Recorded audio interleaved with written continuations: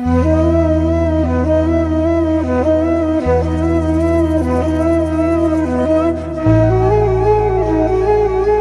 ಪ್ರಾಣ ಪ್ರತಿಷ್ಠಾಪನೆಯ ಹಿನ್ನೆಲೆಯಲ್ಲಿ ಮಾಜಿ ಶಾಸಕ ದೊಡ್ಡನಗೌಡ ಪಾಟೀಲ್ ಇಳಕಲ್ ನಗರದ ಹಲವು ಧಾರ್ಮಿಕ ಕಾರ್ಯಕ್ರಮಗಳಲ್ಲಿ ಭಾಗಿಯಾದರು.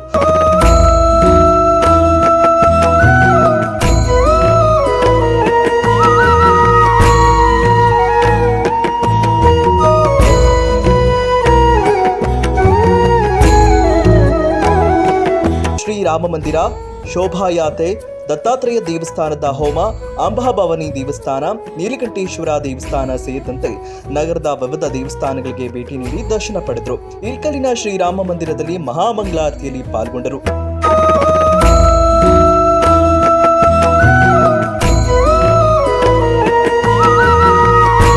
ತದನಂತರ ರಾಮ ಮಂದಿರದ ಮುಂದೆ ಶ್ರೀರಾಮನ ಪ್ರಾಣ ಪ್ರತಿಷ್ಠಾಪನಾ ಕಾರ್ಯಕ್ರಮದ ನೇರ ಪ್ರಸಾರವನ್ನ ರಾಮ ಭಕ್ತರೊಂದಿಗೆ ವೀಕ್ಷಿಸಿದ್ರು. ಇದೇ ಸಂದರ್ಭದಲ್ಲಿ ಲಕ್ಷ್ಮಣ್ ಗುರು, ಚಂದ್ರಶೇಖರ್ ಏಕಬೋಟೆ, ಬಿಜೆಪಿ ಮುಖಂಡರು ಜೊತೆಯಲ್ಲಿದ್ದರು.